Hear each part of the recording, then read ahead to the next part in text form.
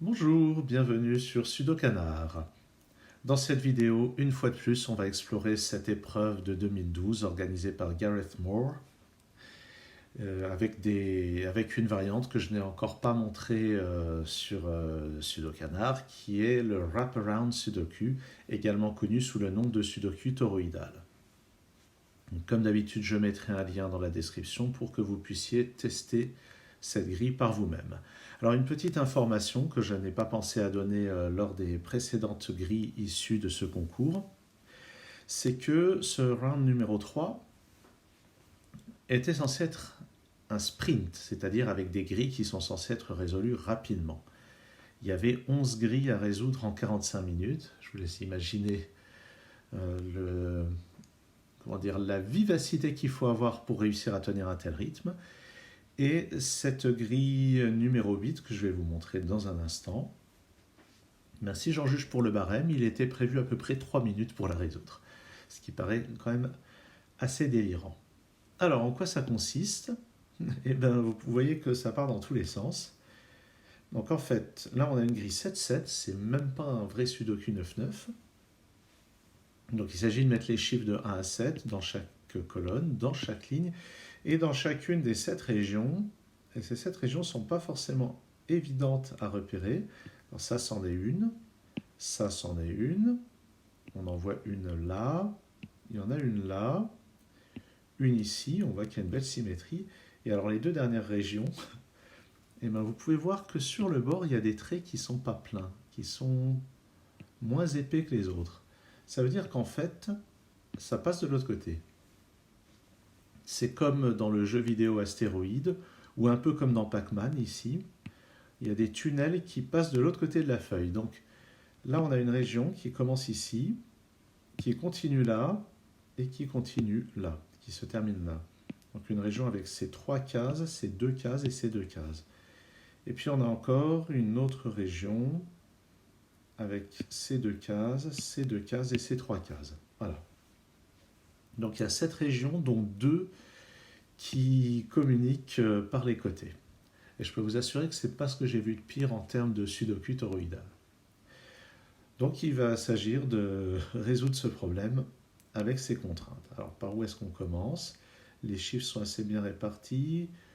On peut remarquer qu'il y a beaucoup de 4. Alors le 4,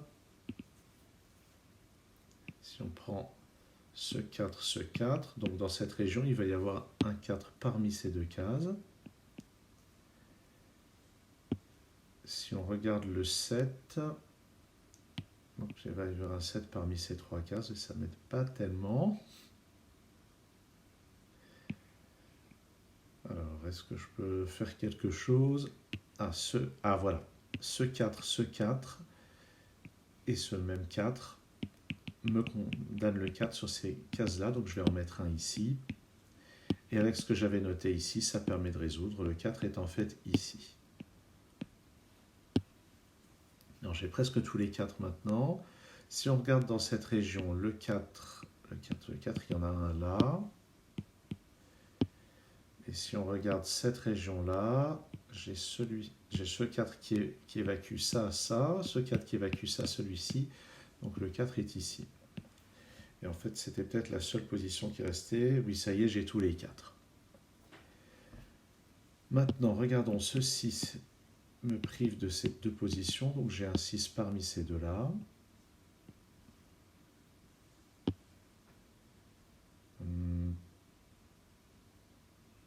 Le 3 qui est ici m'empêche de mettre un 3 ici et là. Donc pour cette région, le 3 est parmi ces 2 cases. Si on regarde le 6 et le 5, ça c'est puissant. Le 6 et le 5 ne sont pas dans ces 2 cases. Donc dans ce bloc 3, j'allais dire bloc 3-3, mais dans cette région, le 6 et le 5 ne peuvent être que dans ces 2 cases. Donc c'est 5 et 6 dans ces 2 cases, ce qui évacue le 3 de cette case-là. Le 3 est ici. Et le dernier chiffre, c'est un 1. On peut remarquer que dans cette colonne, il me manque un 6.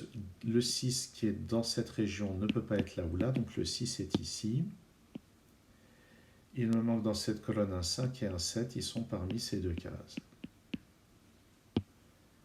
Dans cette région, il manque un 2 et un 3, qui sont donc dans ces deux cases. Qu'est-ce qu'on a d'autre? Pour le moment, j'ai évité soigneusement les régions un peu bizarres. Le mieux, ça serait quasiment... Alors là, je vais pouvoir faire une chose qu'on ne peut pas faire quand on résout sur feuille, qui va être de colorier. Non, avant de colorier, j'avais repéré quelque chose avec le 6 et le 5. Je peux faire la même chose avec le 1 et le 2 ici, qui ne sont pas dans ces deux cases. Donc dans cette région, le 1 et le 2 sont sur ces deux cases. Et par conséquent, les deux dernières cases contiennent 3 et 5. Ça me permet de résoudre ce 5 ici et ce 7 ici. Sur cette ligne, il me manque juste un 6 et ça va résoudre ça. Donc là, pour le moment, j'arrive à contourner l'écueil de cette géométrie déroutante avec les régions qui font comme ça. Pour le moment, j'arrive à m'en passer, mais il faudra bien qu'à un moment, j'y vienne. Si je vois ce 5 et ce 5, dans cette colonne, le 5 va forcément ici.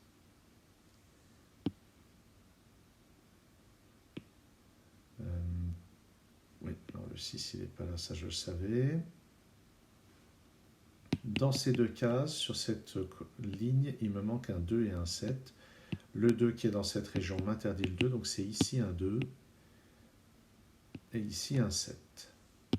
Ah, et ce 2 va être assez puissant parce qu'il interdit les 2 dans le reste de la région. Donc dans cette ligne, le 2 est forcément là et le 1 ici. 1 qui était en fait délimité, qui est en fait déterminé par ce 2. Donc j'aurais pu faire plus simple comme raisonnement. Alors maintenant ce 2, ou ce 2, ça m'interdit le 2 ici, ce 2 m'interdit le 2 ici. Donc dans cette colonne, le 2 est en bas. Et j'ai le 3 ici, qui me résout le 3 et le 5.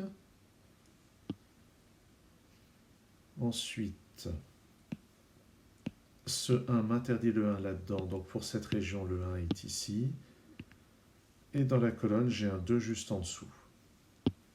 Ça, c'est un 6 et un 3. Et donc dans cette colonne, j'ai un 7 ici. Dans cette ligne, il me manque un 1 et un 5. D'après ce 5, ça fait 5 et 1. Donc j'ai dit ici, c'est 6 et 3. Je vais les noter. Dans cette colonne, il me manque 6 et 3. J'ai un 6. Je suis en train de me rendre compte que l'aspect toroïdal est en fait un épouvantail complètement trompeur. On ne se servira jamais de cette logique. Ici, c'est un 1. Non. Non, j'ai une erreur. Flûte. Ah. C'est pas que j'ai... Oui. L'erreur, c'est quand j'ai mis un 3 ici, ça pouvait pas être un 3. C'est un 7 qui me manque dans cette colonne. Ici, c'est un 3. J'espère que vous m'avez enguirlandé au moment où j'ai posé un 3 dans cette case à la place du 7. Ici, il me manque un 2 et un 5. D'après le 2, c'est 2 et 5. Et 7 et 3. Donc en fait, c'est très décevant. L'auteur Gareth Moore, peut-être qu'il ne s'en est pas rendu compte, qu'il n'y avait absolument pas besoin de tenir compte de la géométrie. Alors on va quand même vérifier. Cette région, il y a 6, 2, 7, 3, 5, 1. Donc ça marche bien. Et dans cette région, en fait c'est celle-ci, 5, 1, 3, 7, 4, 6, 2, ça marche bien aussi. Mais à aucun moment j'ai eu besoin d'utiliser la manière dont ces régions communiquaient. Donc je ne sais pas si le problème a été conçu et ce barème des 3 minutes est fait vraiment parce qu'on n'a pas besoin d'aller se casser la tête à voir de quelle manière ça communique. Mais je trouve ça presque décevant qu'on ne soit pas obligé d'aller utiliser la manière dont ces régions communiquent pour résoudre le problème. Alors j'espère que cette formule vous a intéressé. Peut-être que j'aurai l'occasion ultérieurement de proposer encore des grilles toroïdales comme celle-ci, mais peut-être un petit peu plus difficiles.